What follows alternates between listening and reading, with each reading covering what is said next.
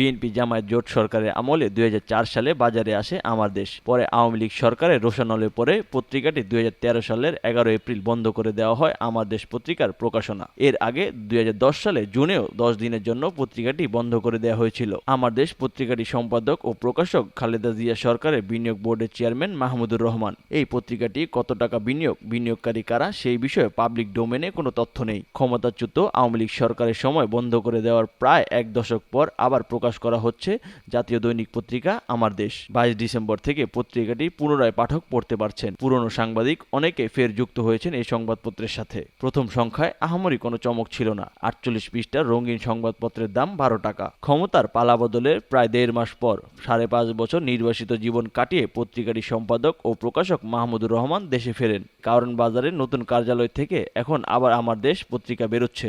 আমার দেশ পত্রিকাটি আওয়ামী লীগ সরকারের নানা অনিয়মের খবর তুলে ধরেন। ভারতীয় আগ্রাসনের কট্টর সমালোচক আমার দেশ পত্রিকা। ইসলামী মৌলবাদ উস্কে দেওয়া, সংখ্যালঘুদের প্রতি যথেষ্ট দায়িত্বশীল আচরণ না করে সংবাদ প্রকাশ করেন এমন অভিযোগ ছিল আগে। 1357টি সংবাদপত্র ঢাকা থেকে প্রকাশিত হয়। সারা দেশে সেই সংখ্যা 3210। অনুমোদিত অনলাইন আছে 208টি। টিভি ও সংবাদপত্রের অনলাইন আছে। এত খবরের প্রতিষ্ঠানের ভিড়ে আমার দেশ কেমন করবে তা দেখার বিষয়। তবে বিএনপি সরকার যদি ক্ষমতায় আসে কখনো, তাহলে পত্রিকাটির আয় বাড়বে। তবে আগের ইমেজ ধরে রেখে আমার দেশ কতখানি চ্যালেঞ্জ মোকাবেলা করে এগিয়ে যেতে পারবে তা সময় বলে দেবে। বিচার করবে পাঠকরা।